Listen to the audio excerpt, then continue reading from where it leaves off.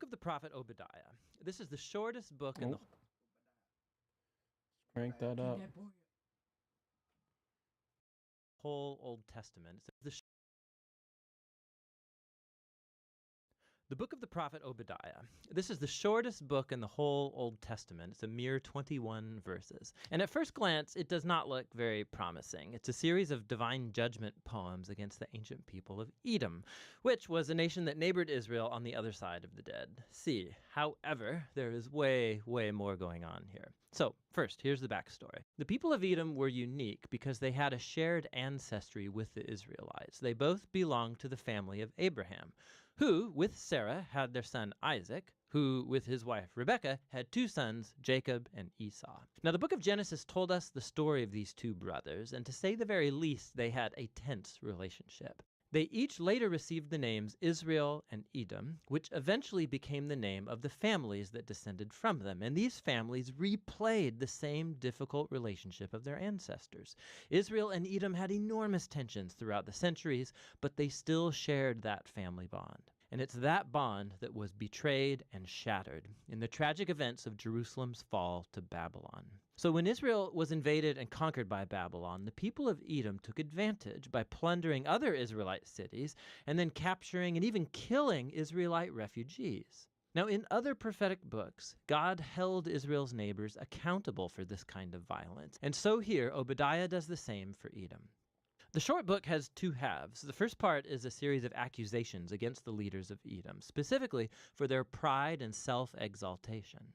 Literally, as they lived up high in the desert rocks, but also metaphorically, they truly believed they were superior to the Israelites. And it's that pride that led the Edomites to not just stand idly by when Babylon came to destroy Jerusalem, but actually to participate in the destruction. And so God says through Obadiah that Edom will be brought down from their height and destroyed. As they have done to Israel, so it will be done to them. Now, right when you think you're going to hear more about how Edom will meet its doom, the topic suddenly shifts in verse 15. We hear this: "The day of the Lord is near against all nations." Now, why do we all of a sudden shift from Edom now to all nations?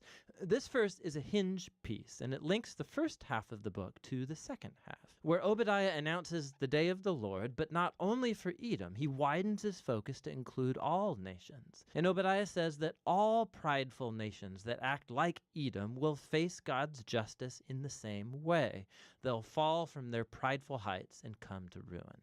Now, the combination of these two sections, one about Edom, the other about all nations, shows us why Obadiah was so interested in this tiny southern neighbor of Israel. Obadiah sees Edom's pride and fall as an example, an image of how God will one day confront the pride of all nations and bring about their fall too. It's hardly coincidental that in Hebrew, the word Edom, or Edom, is spelled with the exact same letters as the word humanity, or in Hebrew, Adam. In Obadiah, Edom's rise and fall is a parable of how God's justice will one day oppose pride and violence among all nations in the day of the Lord. But as in all the prophets, God's judgment is never his final word. Specifically, remember the conclusion of the two books that came right before Obadiah, Joel and Amos. Joel had painted a picture of what will happen after the day of the Lord against all nations. He said that God would perform a new act of salvation in Jerusalem, and that all who humbled themselves and called upon him would be delivered. And in the conclusion of Amos, he said that after the day of the Lord has judged Israel's evil, God would raise up the house of David and build a new kingdom for Israel that would include Edom and all the nations called by my name. And so the book of Obadiah has been placed right after Joel and then Amos to expand on these very promises about the hope of God's kingdom over all of the nations. And so the book concludes with a very hopeful future. God says he's going to restore his kingdom over the New Jerusalem, that he'll repopulate it with a faithful remnant. And then from there, God's kingdom will expand to include all the territory and nations around Israel. And so this little book contributes to the larger portrait of God's justice and faithfulness that we're seeing in the prophets. The ancient pride and betrayal of the people of Edom becomes an example of the greater human condition, all of the ways that we betray and hurt each other in God's good world. But there's hope, Obadiah says. Edom's downfall points to the day when God will deal with evil in our world, but also bring his healing kingdom of peace over all the nations. And that's what the book of Obadiah is all about.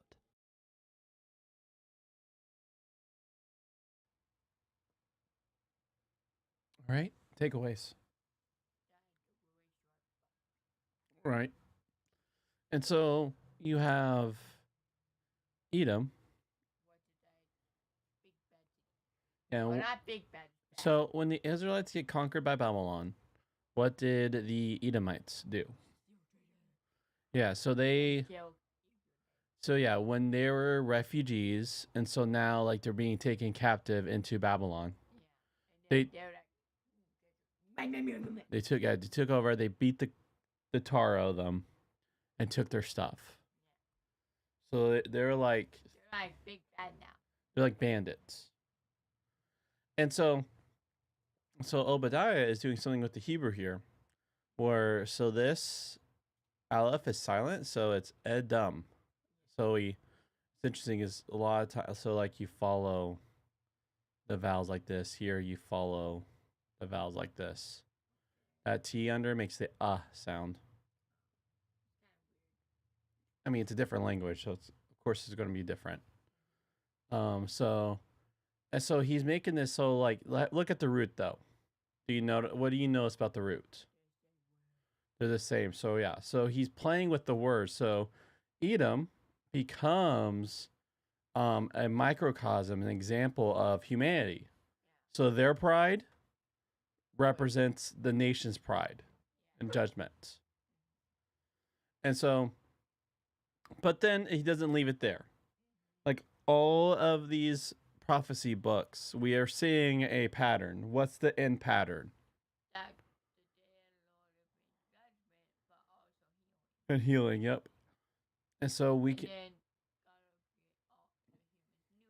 yeah, so like there'd be a new Jerusalem where all nations are worshiping and praising King Jesus. That's what we do. And that's what we look forward to, right? All right, friend, we can start.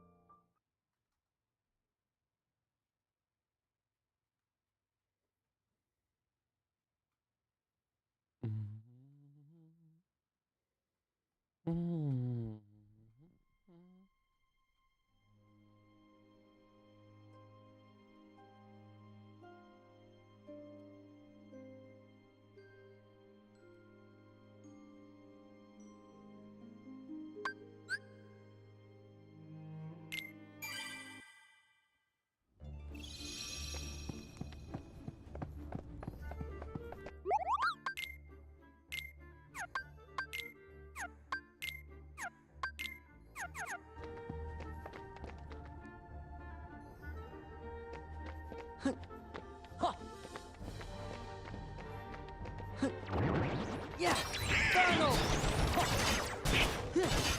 Yeah, it's over! Yeah. Take this! Yeah, take this! Yeah, this is it!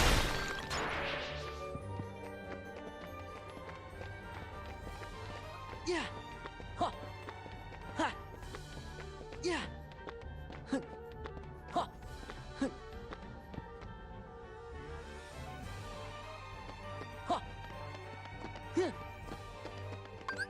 Light!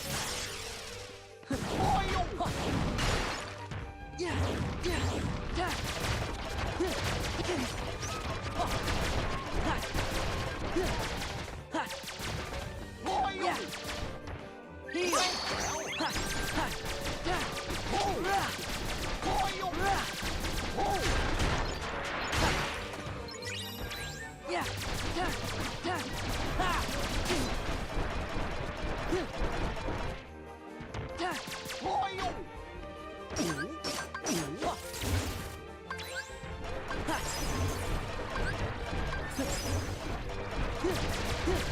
Yeah. Gather. Yeah. Yeah.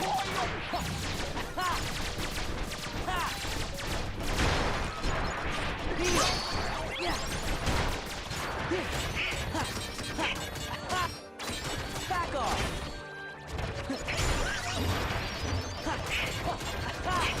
Take this.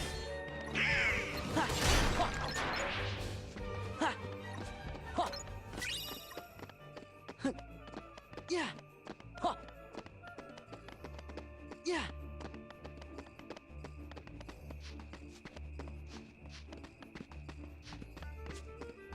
Yeah. Ha. Ha.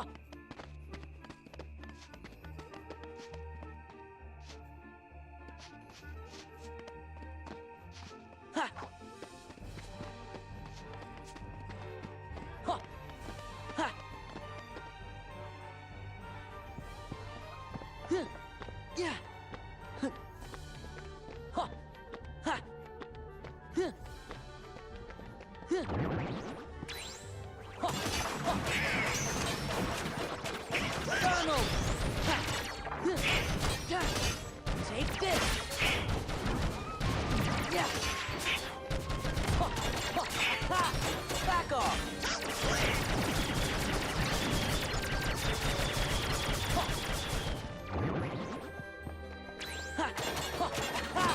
This is it! Yeah!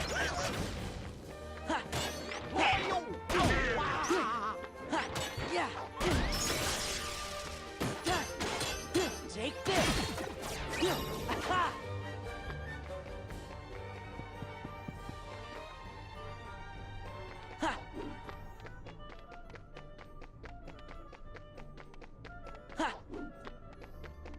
Yeah! Yeah! Ha! Yeah! Ha! Ha! Ha! Yeah! Huh.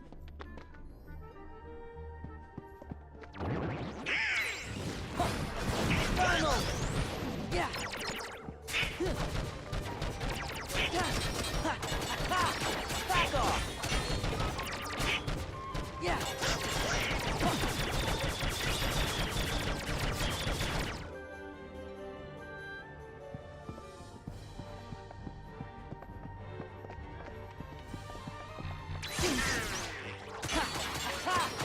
Take this! Yeah! Yeah! Yeah! Yeah! Right! Ha! Yeah! Ha! It's over! Yeah! Rah! Yeah! This is it! Ha! It's over!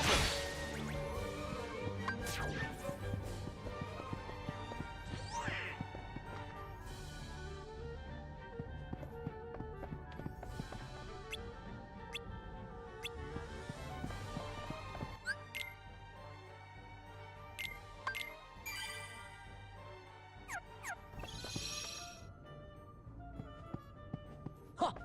Ha! Huh. Yeah! Ha! Yeah! Ha! Huh.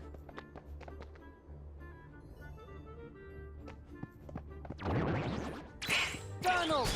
Yeah! Yeah! Yeah! Ha! Ha! Ha! Yeah! Ha! Huh.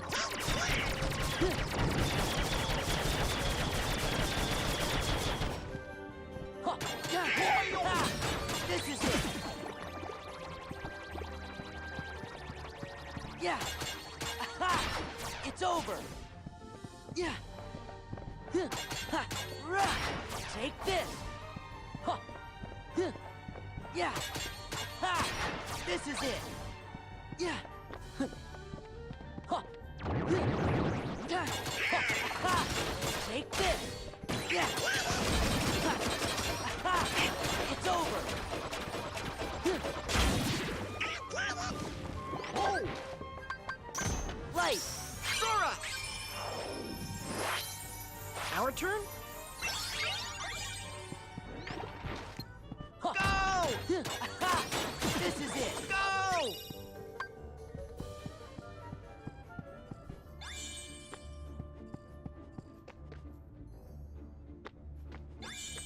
Yeah! Huh. Huh. Yeah! Yeah! Yeah! Yeah! Yeah!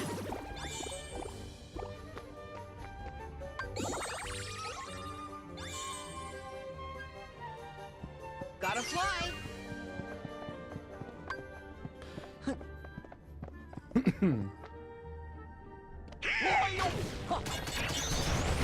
Yeah! Yeah! Back off! Yeah! Ha. Yeah! Ha. Back off! Yeah!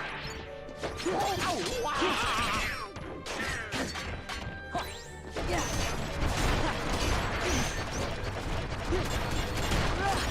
It's over! Let's go! Our turn? Yeah! Yeah! Yeah!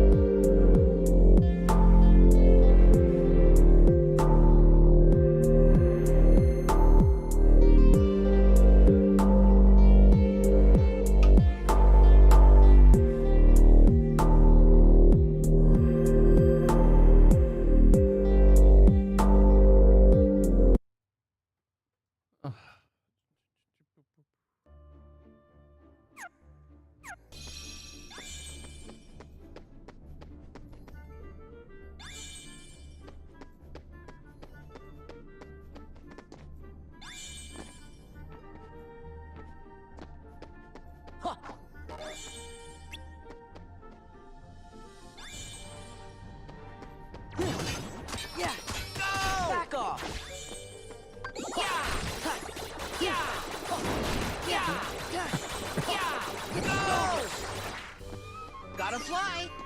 Yeah. Donald.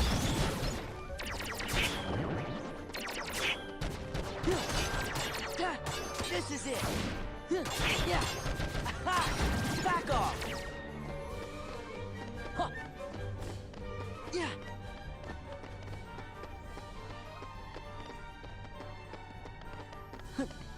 Huh. Yeah.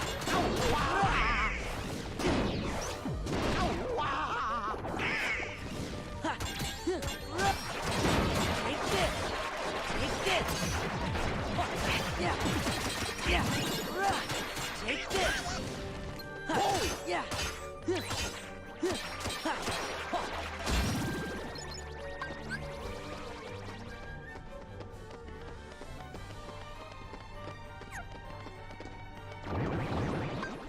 Give me strength. Sora! I can do this!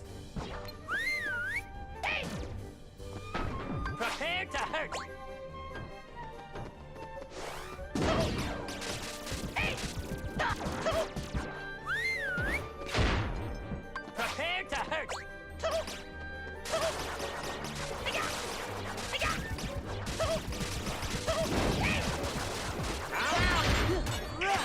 Back off.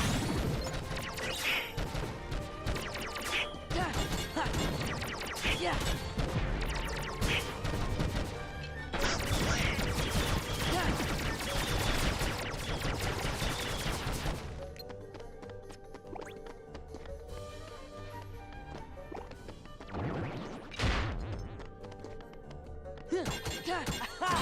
This is it. Back off.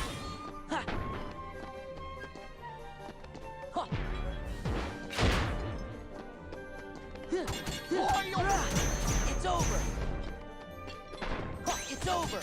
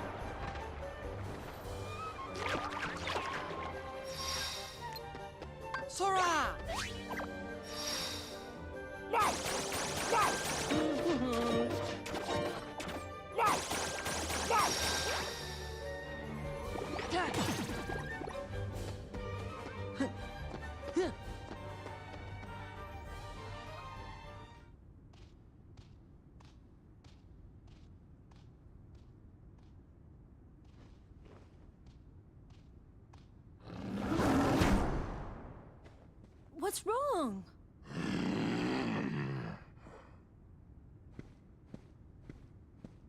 Please, calm down.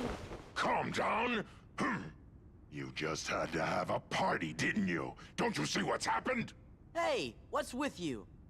The rose. My rose. What? That? He took it? But surely you can find another rose. Silence! You don't know anything! That's not fair, Beast. Don't take it out on Belle. It's not like she stole it. I'm sorry, You don't have to apologize. but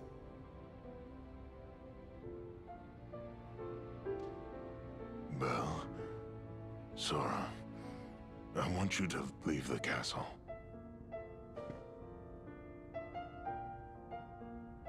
Look at me. Look. This is what I am. When you first got here, I tried to change. But I was only fooling myself. I can't be any different. I'll always be a beast, so I should live like a beast, with no one, alone. Goodbye, Belle. you can't mean that.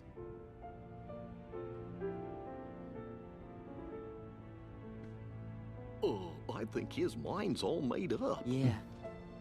Look, Belle, leave this to us. If we can get the Beast's rose back, he'll calm down.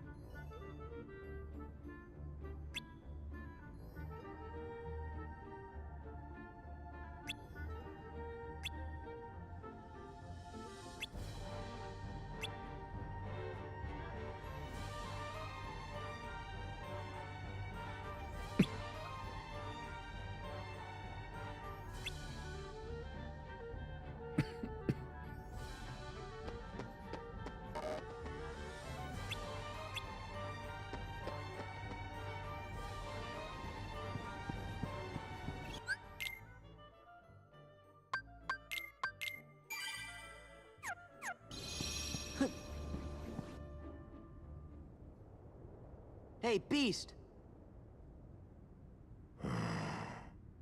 Leave me alone. Come on, you need to hear this. You used to be fearless. You would have given your life to save Belle. Don't you know what that meant to us? You gave us all courage. Maybe you should have kept some for yourself. I mean, are you really gonna throw your happiness away? The rose is your only hope, isn't it? Well, it's the only hope for Cogsworth and the others, too. So don't throw away your last chance. Remember what it was like before Belle lived here?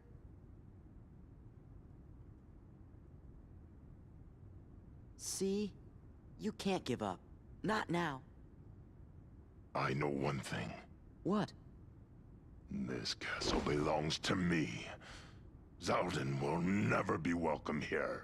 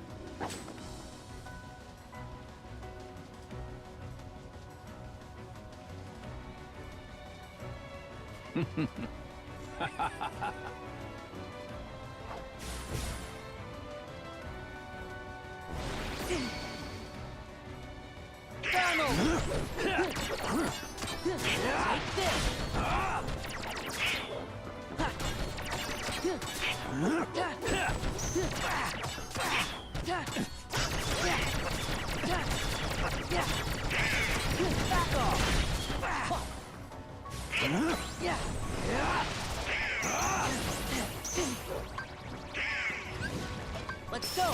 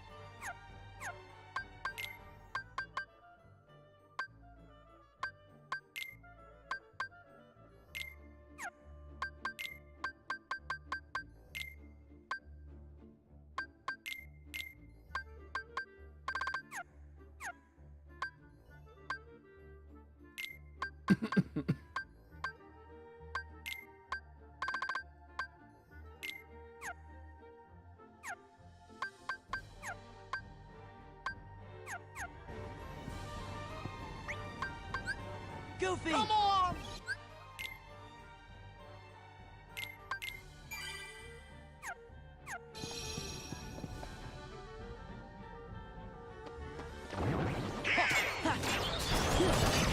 Yeah, it's over. Yeah, yeah. Ha! Take this.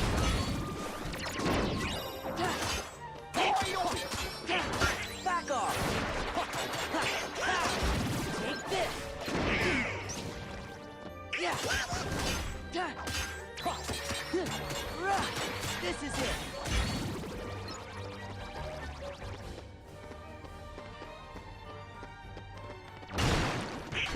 Yeah. This is it. Let's go.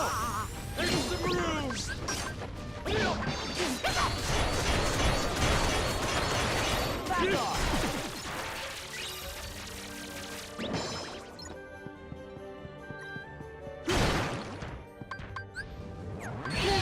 Over and out. Balls.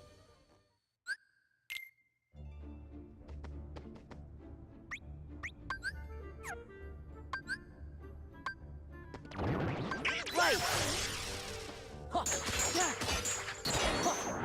Huh. Ha. Take this. Rah. Heal. Ha. Ha. Ha. This is it. Rah.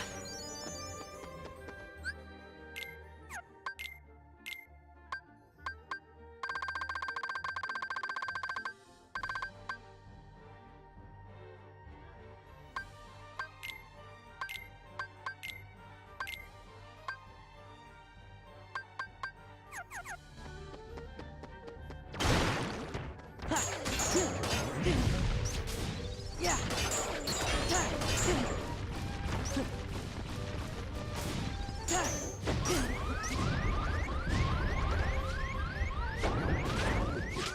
Yeah. Oh man. Had to heal.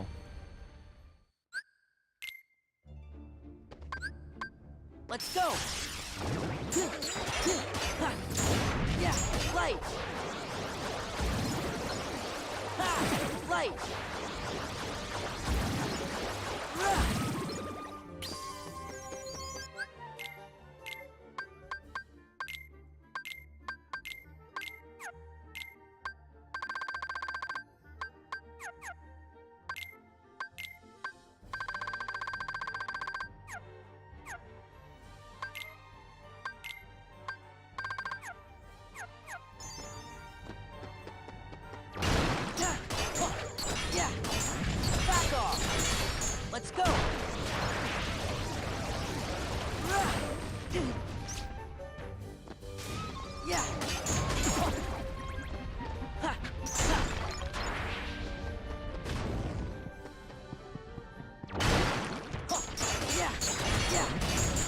Fight!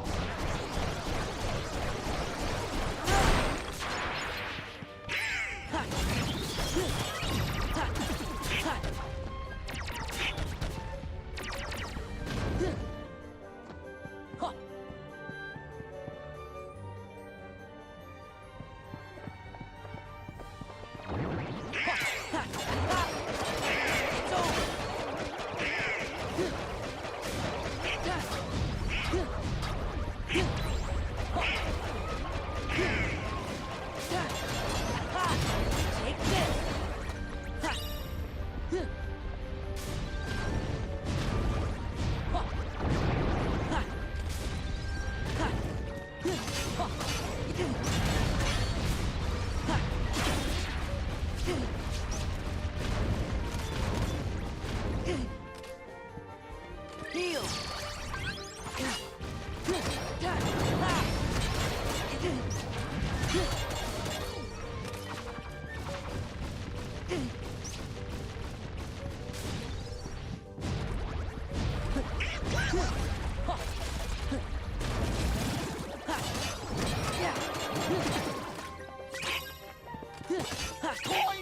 Take this!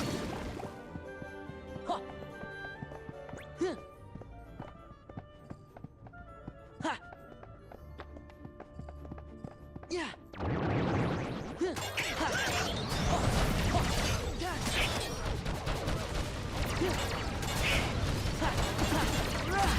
Take this.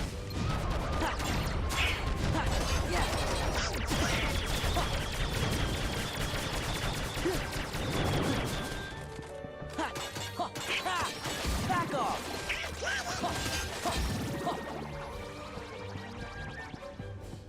Yeah.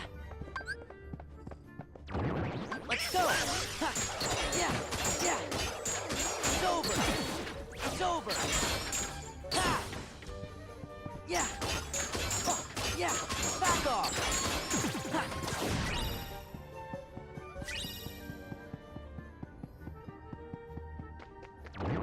Yeah. Ha. Ha. Yeah. Heal. Yeah. Yeah.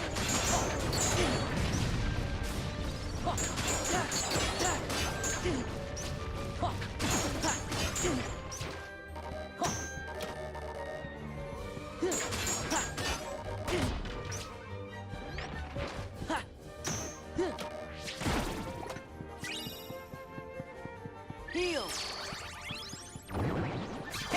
Yeah. Ha. It's over. Ha.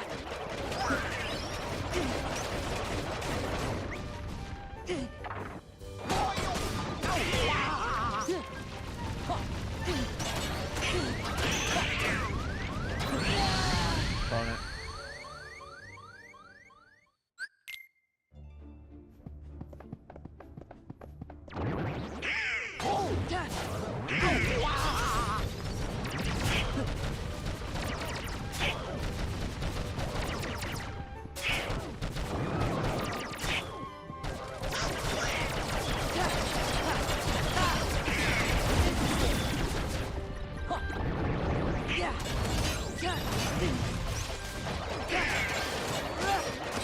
Back off.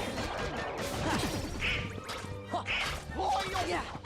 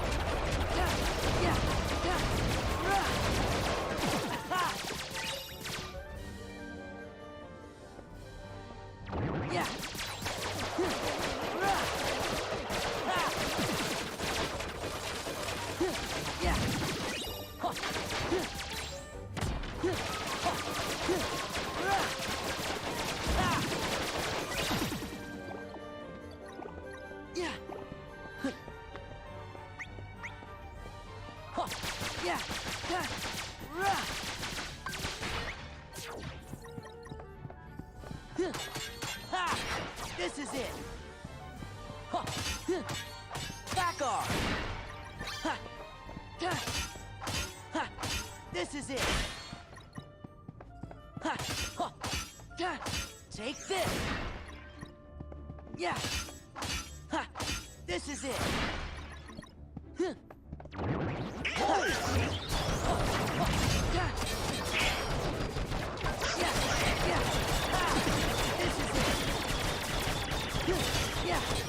Yeah! This is it!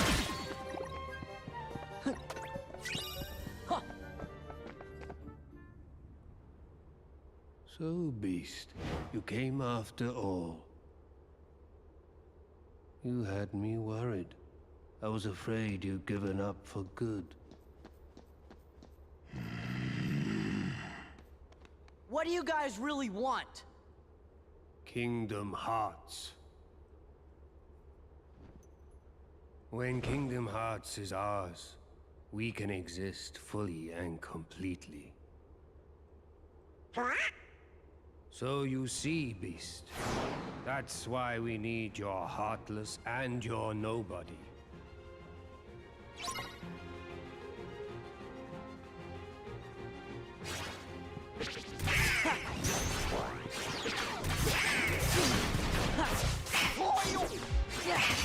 Yeah! Hey! It's over! Back off! Yeah! This is it! Donald!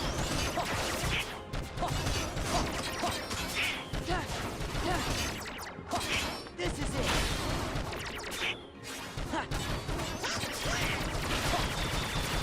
Yeah! Yeah! This is it! Give me strength!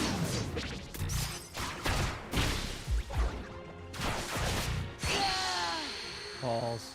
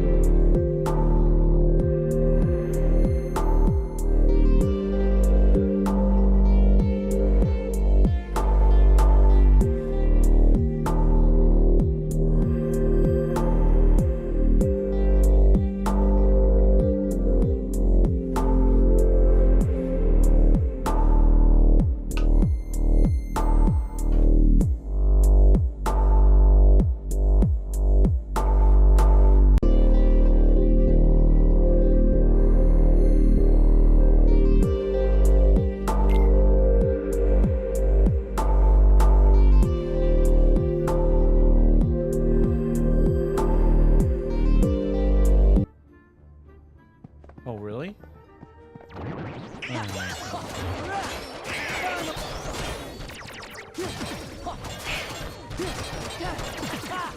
This is it.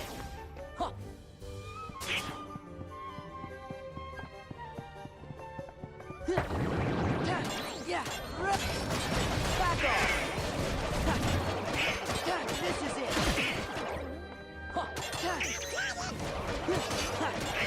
It's over.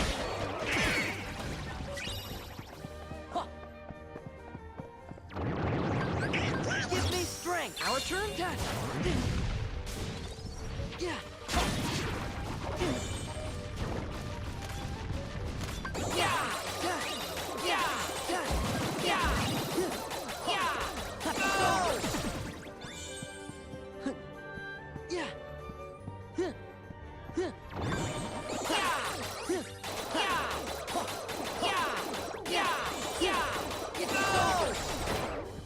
Gotta fight! This is it!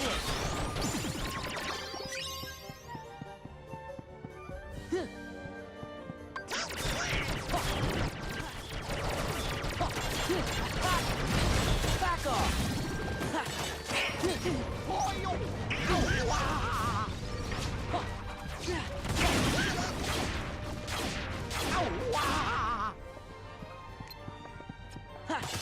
Yeah! Back off!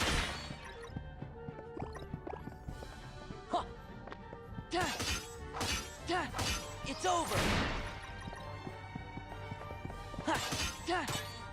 Take this! This is it! Heal! It's over! This is it! Yeah!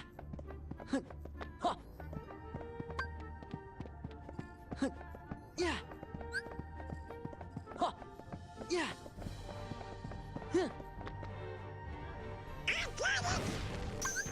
Let's go!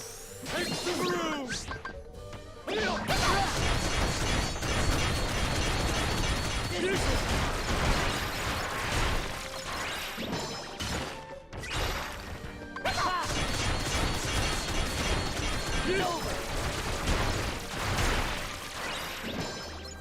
Genie, over and out.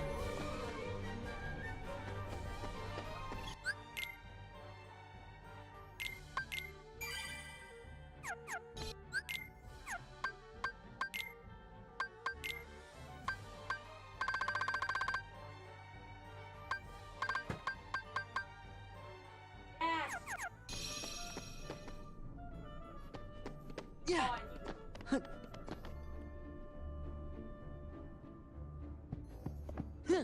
Yeah! Yeah! Yeah! Yeah!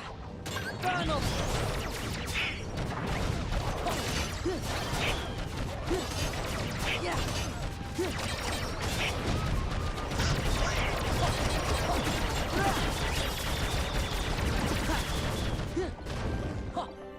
Yeah!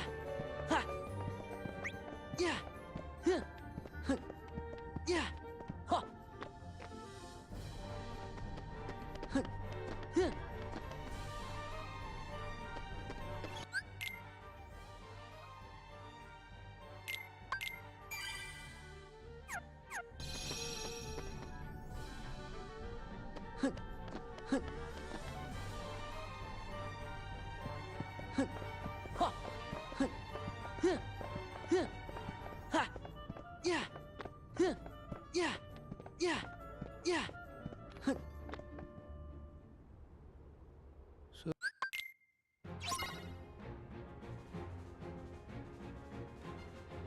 Donald! It's over! Take this! Yeah!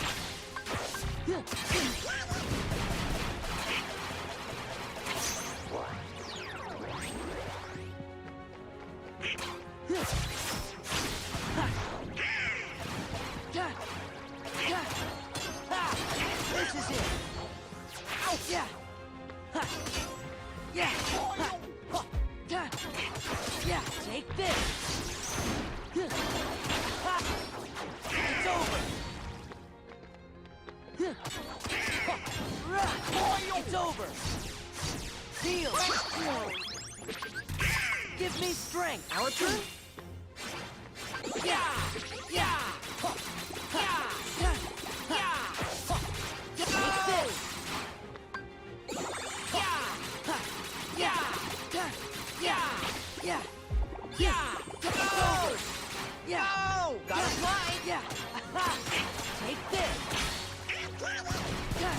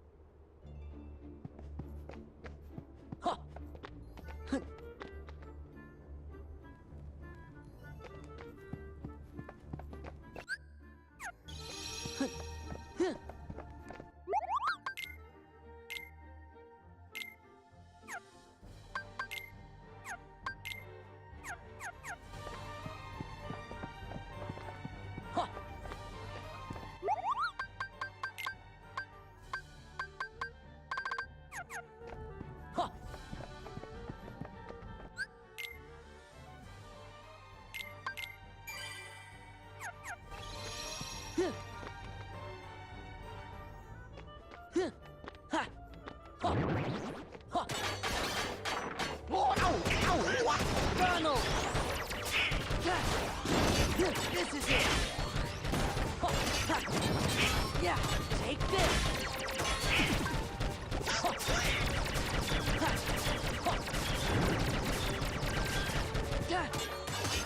Yeah, this is it! Take this! This is it! Back off! Take this! Back off!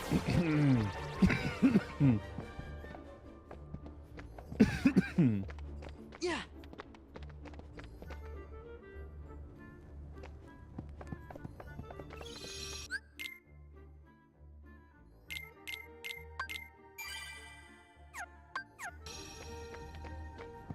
Yeah! Ha! Ha! Ha!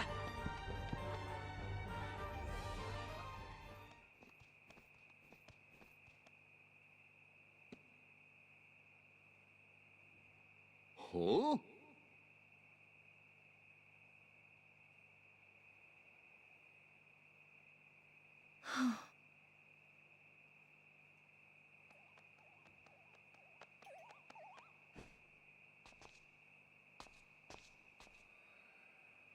Is that?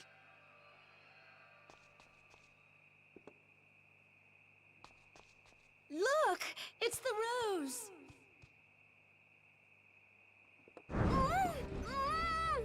Bell!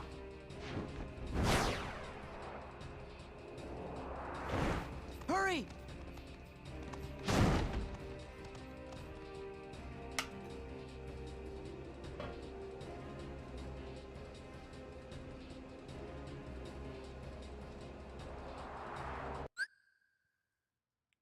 All right, Charlie, we're at time to go through step. And looks like you're at the round table, so.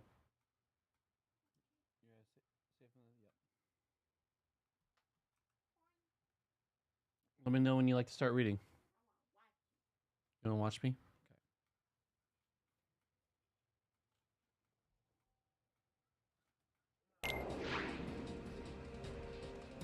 You! Get out of my castle now! With pleasure. But I'd rather travel light. What shall I leave behind? Belle or the rose?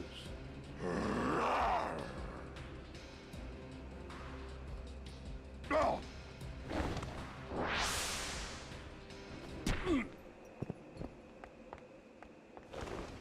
Good one, Belle!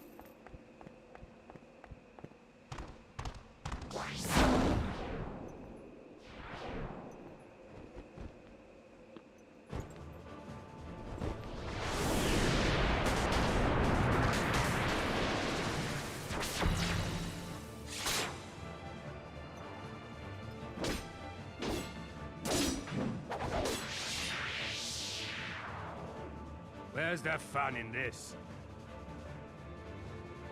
Wait, stop me! Donald!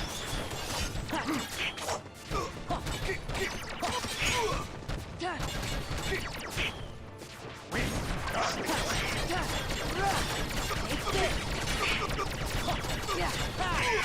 Take this!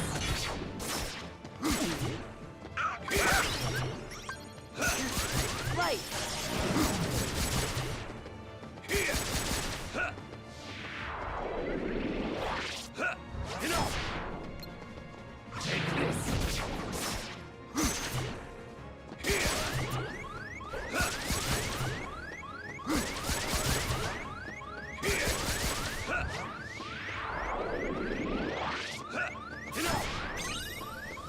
Come on!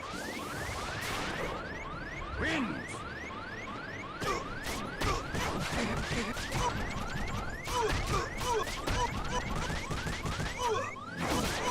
Take this! Donald! Oh, darn.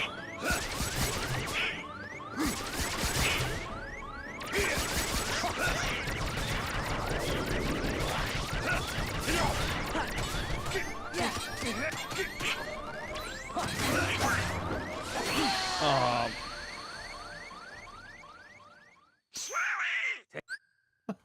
Take this! I'll help you. Zora! Light, give me power. You'll wear the face of despair! Light, give me power. Please stop me! Yeah. Zora! You.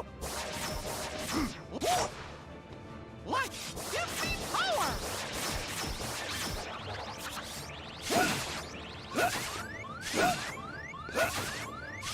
You gotta wake up. Please stop me! Zora! Please stop me!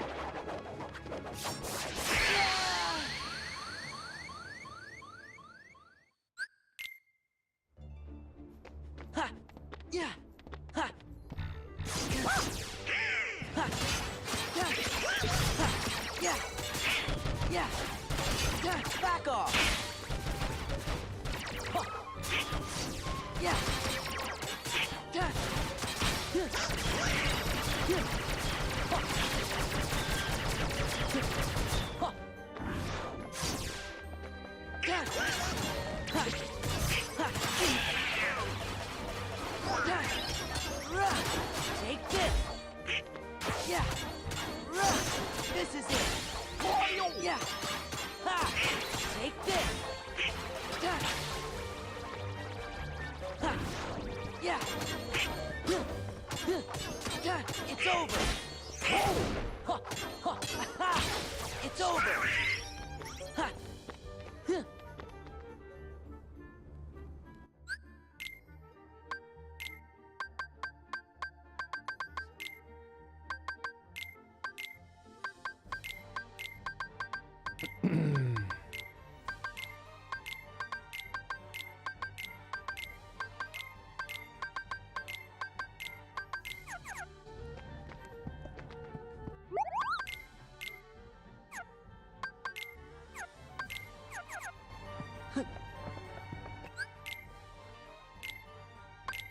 I'm so close. Yeah! Ha!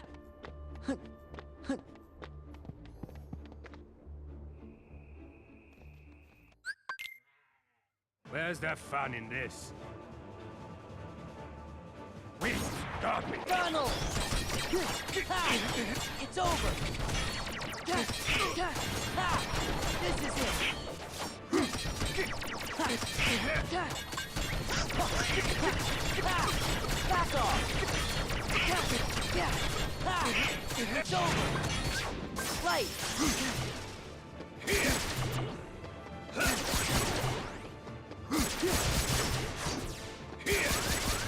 Heal.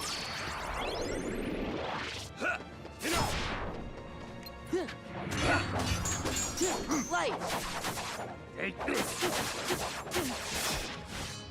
Zora! You'll wear the face of despair!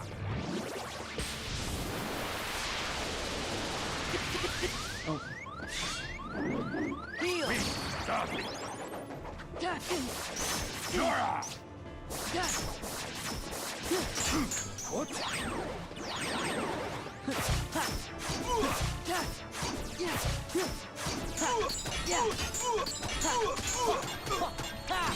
This is it. Okay. Zora! Donald! You'll wear the face of despair!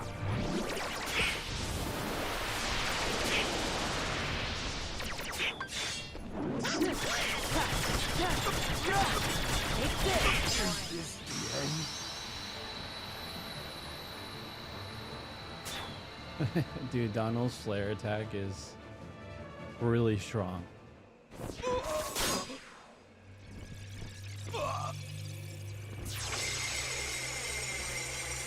Oh, he's done for.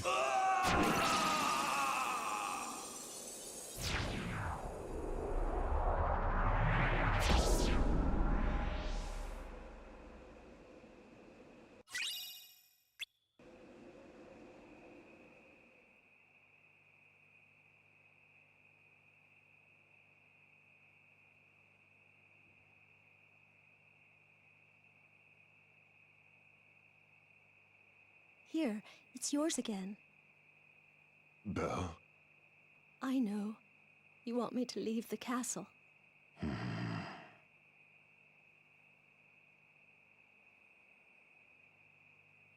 What matters is you weren't hurt by Zaldin. You're safe. And I'm very grateful to you for bringing the rose back to me. Thank you. So heads up, it's 4 o'clock. Can we leave at 5? It's the least I could do. You've been good to me, and you didn't have to be. Listen, Belle. Yes? Oh. Say it. Go on. Come on. You can do it. We have confidence. Don't be bashful now.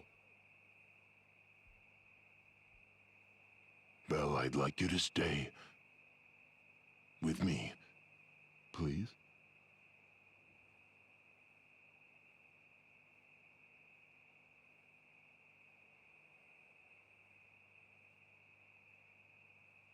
I will. Maestro, music.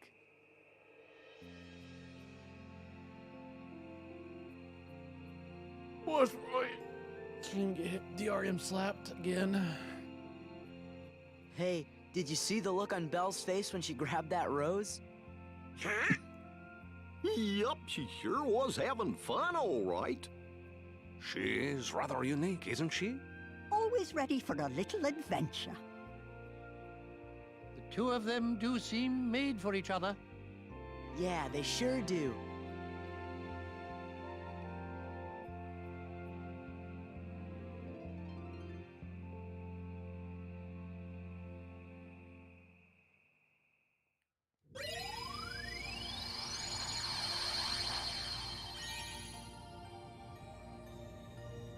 Oh.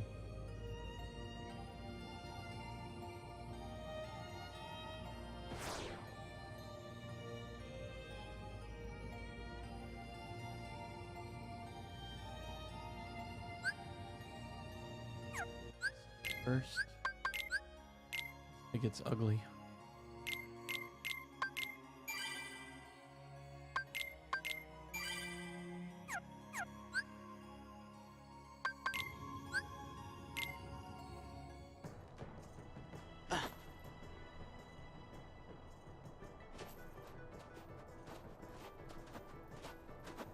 wonder how everybody's doing.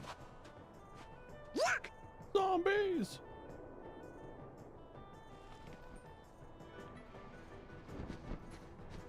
Wait! Sora! Mulan, hey, no time to talk. We gotta catch that guy. I'm following him too. Then let's go.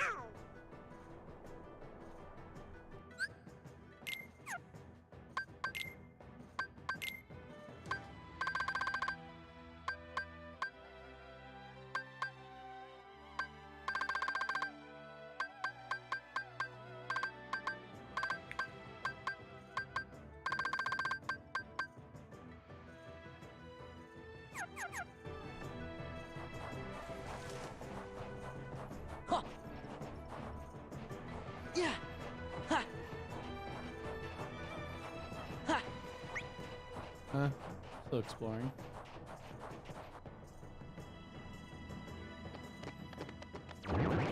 Ha! Ha! Back off! Yeah! Ha! Yeah! Ha! Ha! Ha! Yeah! Ha! Yeah!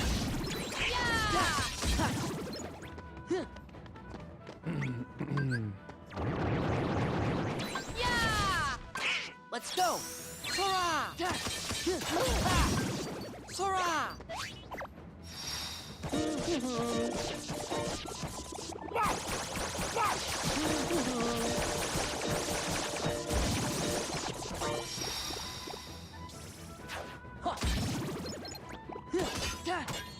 This is it! Sora!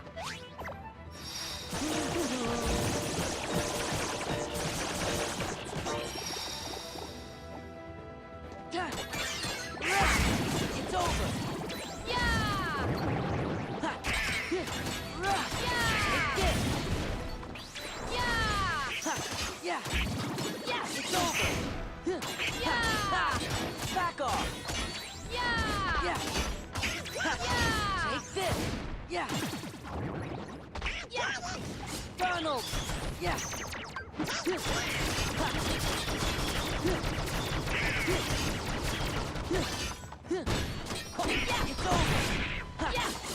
Yeah! This is it! Yeah! Light! Hurrah!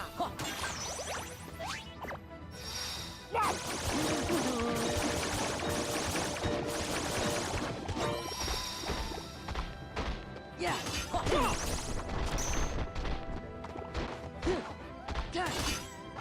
Yeah! Sora!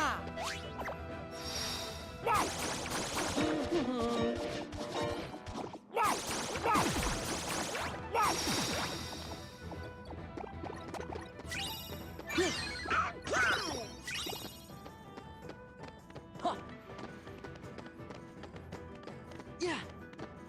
Those guys. They were a true menace when I first started this game.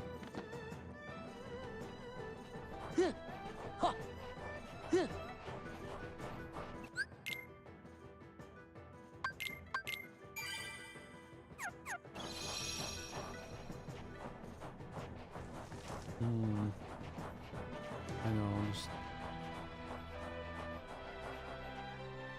Yeah! I'll worry about that another time.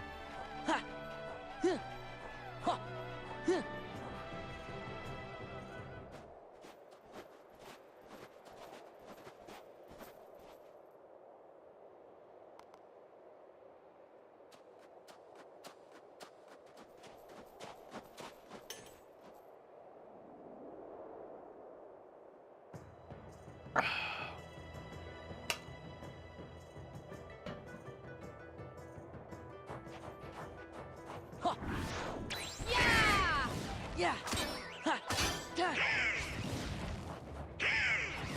Yeah! Yeah! Yeah! Rah! Yeah! There we go. Yeah! Donald! The fireworks are so strong. Yeah!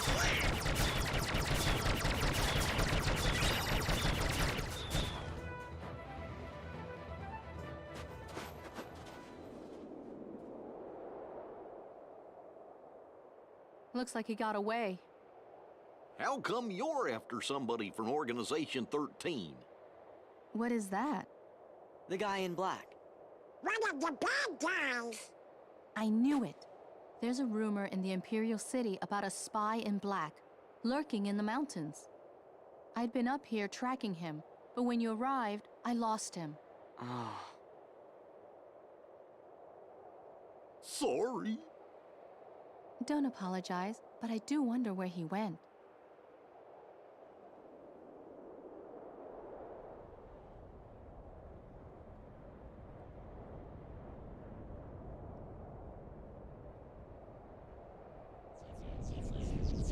The birds! Again?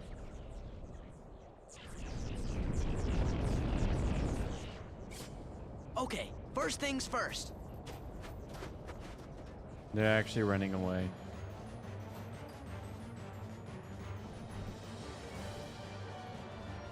Hey, you! Quit sneaking around!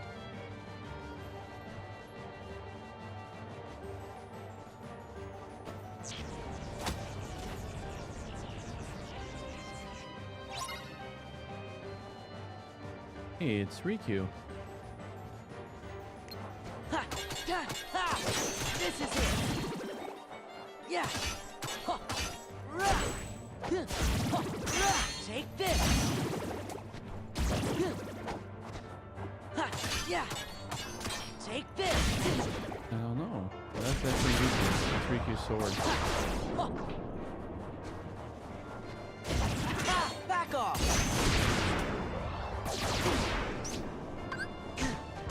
Take this! Ha! Ha! Ha! Ha! Back off! Ha! Ha! Ha! Ha! Rah! Back off! Ha! Take this! Yeah! Rah! Take this! Yeah! Ha! Ha! Yeah! Rah!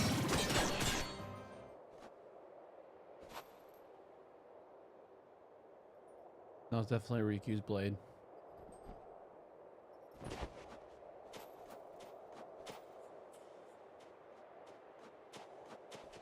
That guy. No. Why would he? Riku?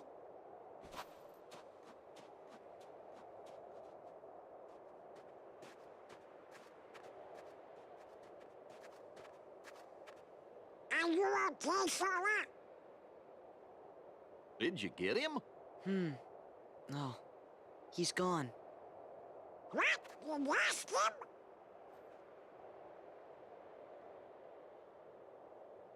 Anyway, what now? I think that we better get rid of all the Heartless first. Whoa!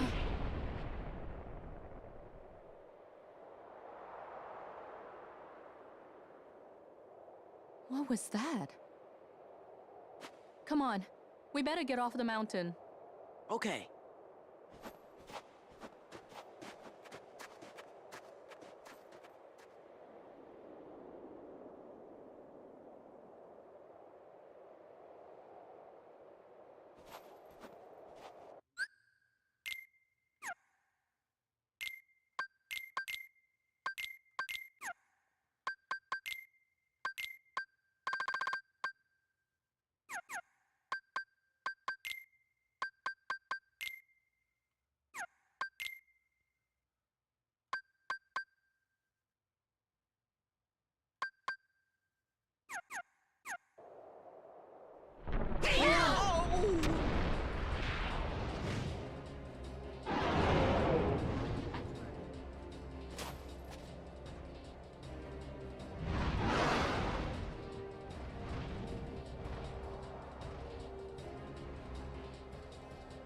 It's heading for the city. We've got to warn Shang.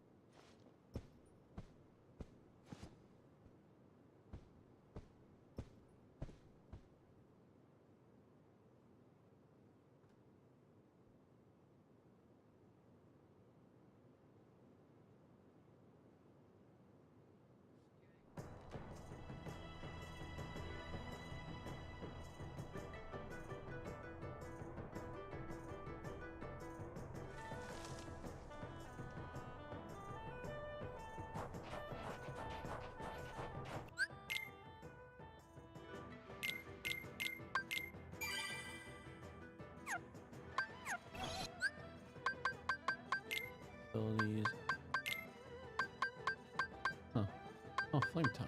Okay. Should we get fire? Fire breath. Are you? Eh.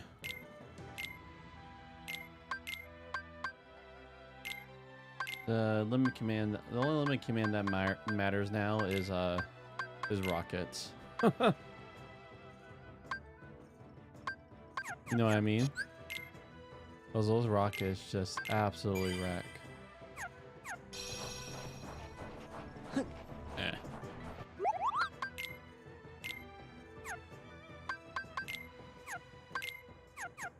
All right, I'll be back.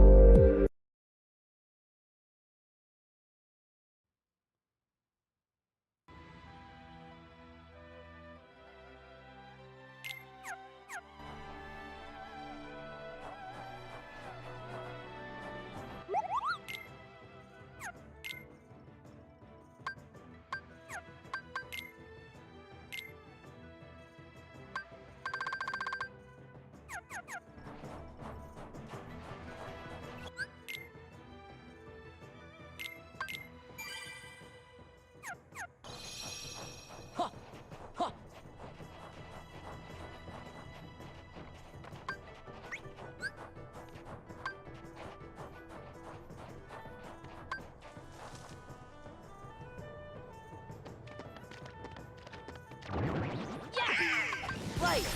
Yeah! Ha! Ha! Yeah! Light! Ha! Yeah! Ha! Ha!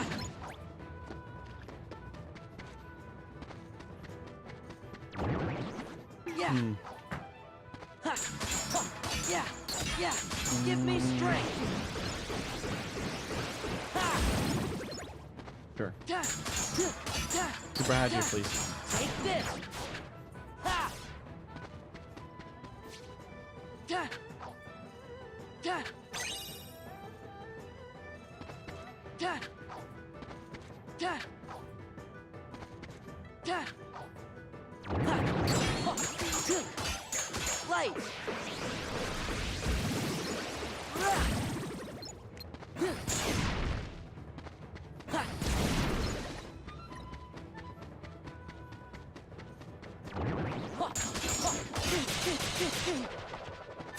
Yeah! Donald!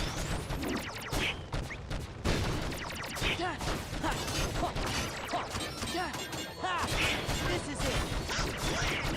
Yeah! Back off! Yeah! Yeah!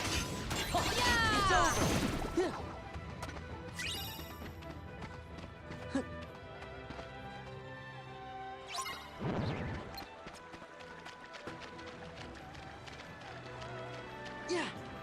Yeah.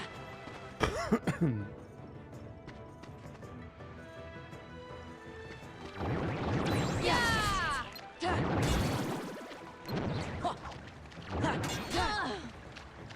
Yeah, yeah, this is it. Yeah, Donald. Yeah!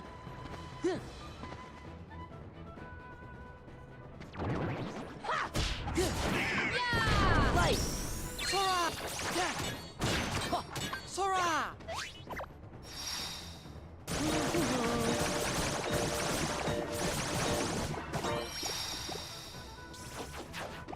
Yeah! Back off! Take this!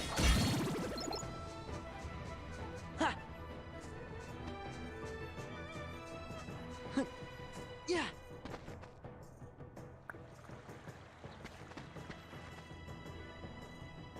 Yeah, let's read. Are you going to play Elden Ring? For asking me, it is okay. Oh, yeah.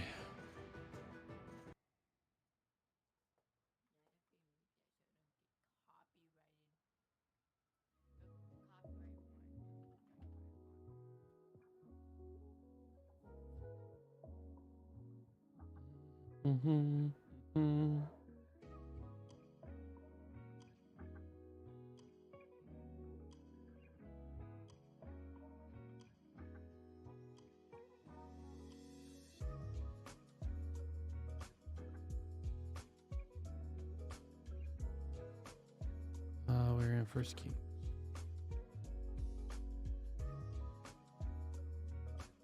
What do you do with tricky mail?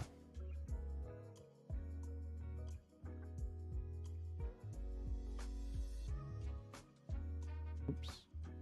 First Kings, I accidentally.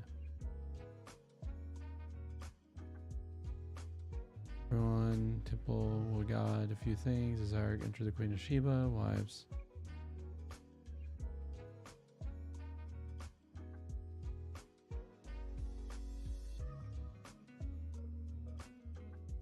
Come on. Make it full screen. There you go.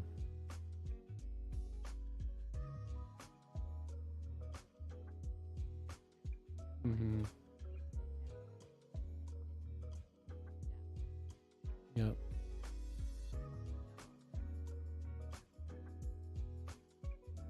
Yeah, we have.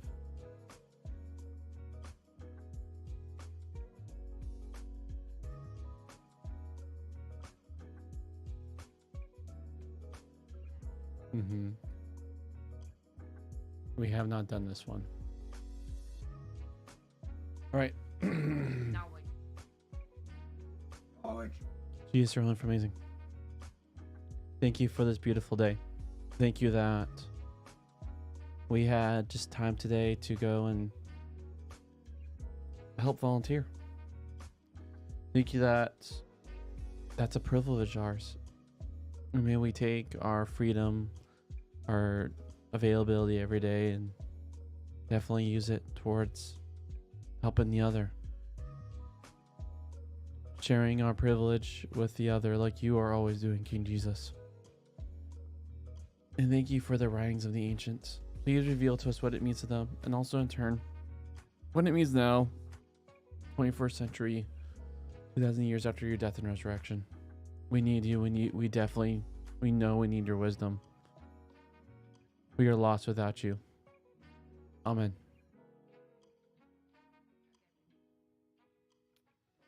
Now the Queen of Sheba heard a report of Solomon in connection with Yahweh's name. She came to test him with hard questions. She came to Jerusalem with very substantial goods, camels carrying spices of very much gold and precious stones. When she came to Solomon, she related to him all that was in her mind, and Solomon told her about all the subjects she raised. There was no subject concealed from the king about which he did not tell her.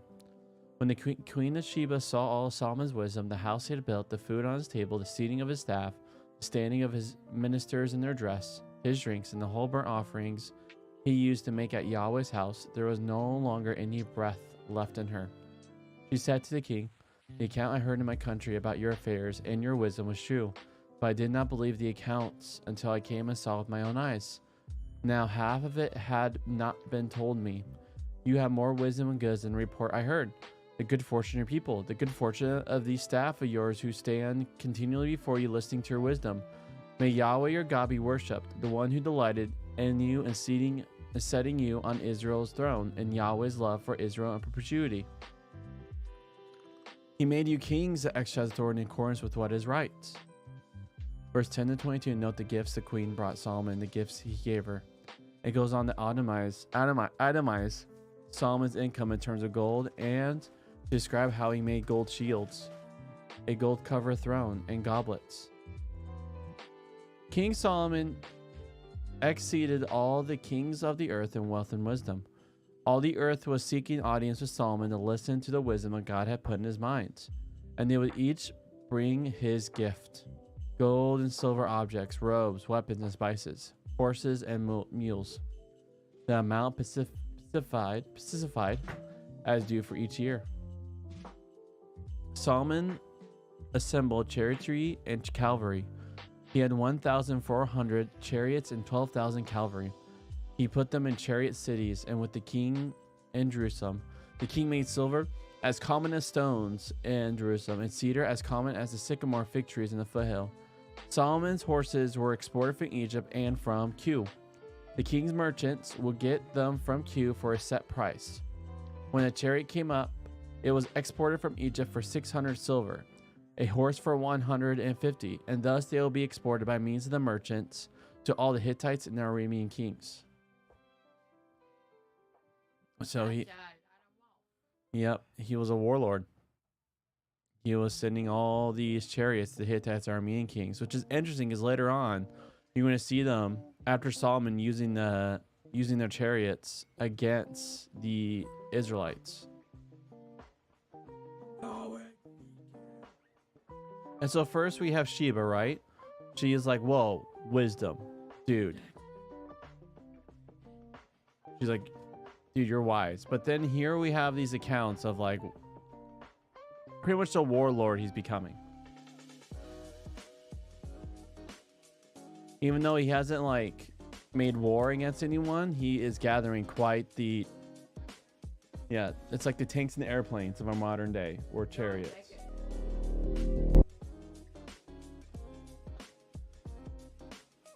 The news yesterday reported on one of the unbreakable rules of capitalism. Whatever regulations are put in place to control capitalism, people will find a way around them.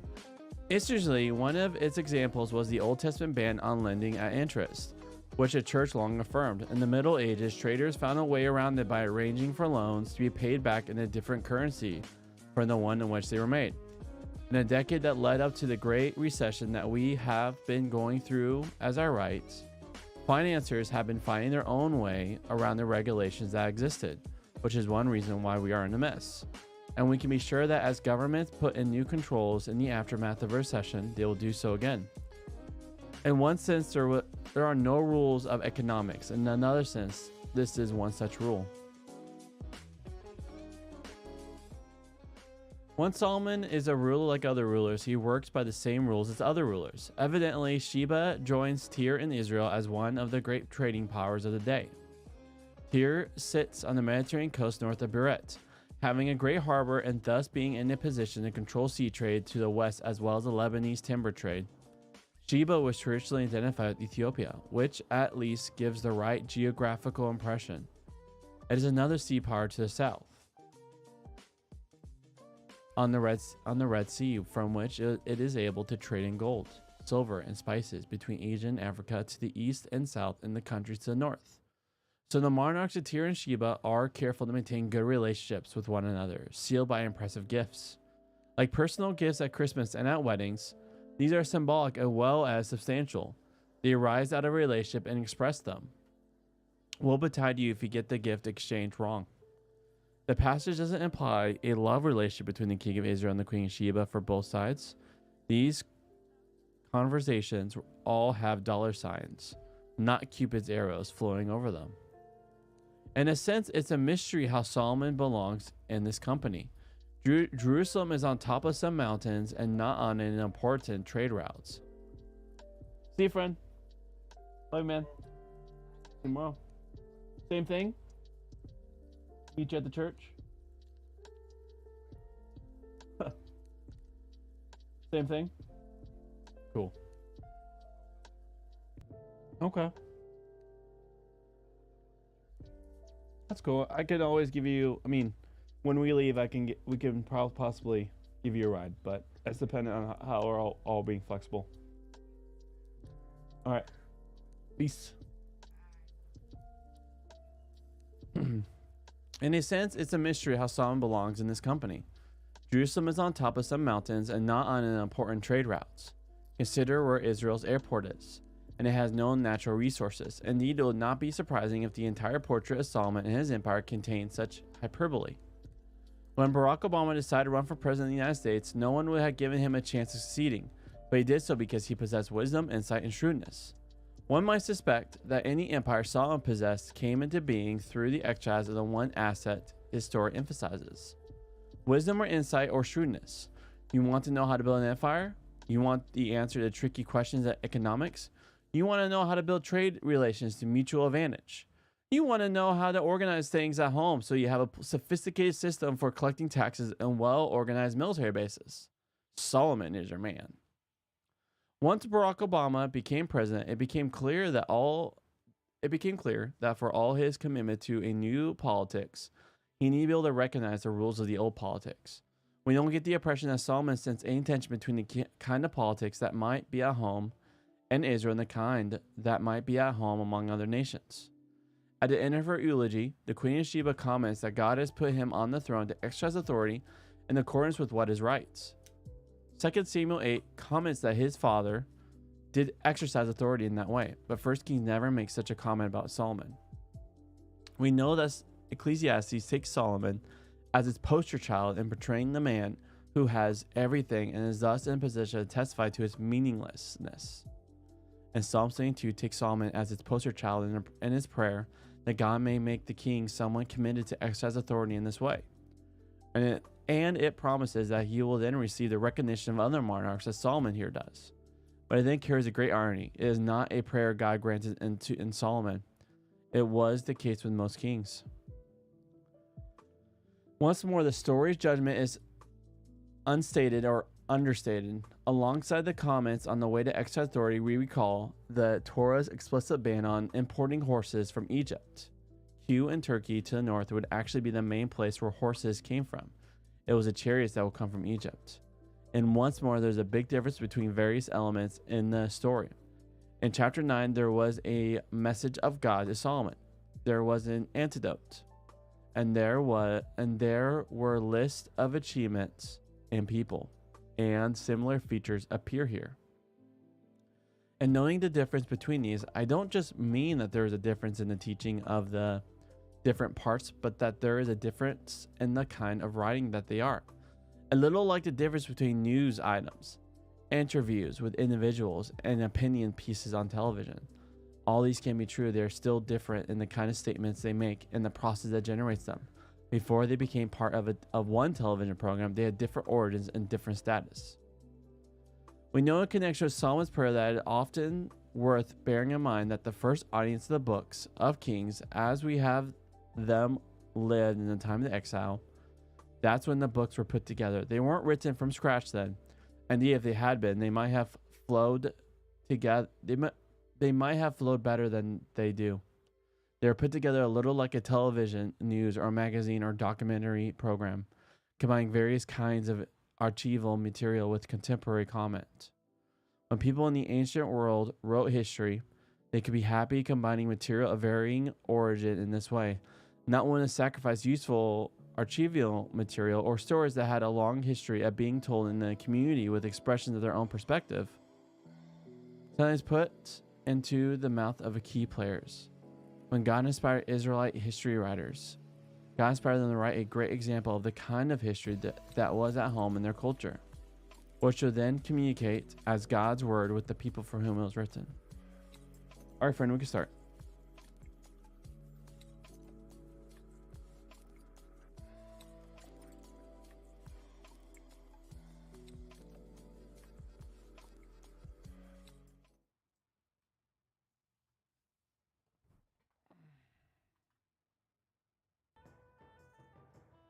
Yeah. Mm-hmm.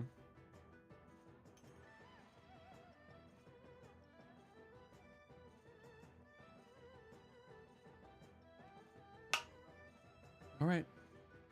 I'm going to switch off from this for right now then. Oh,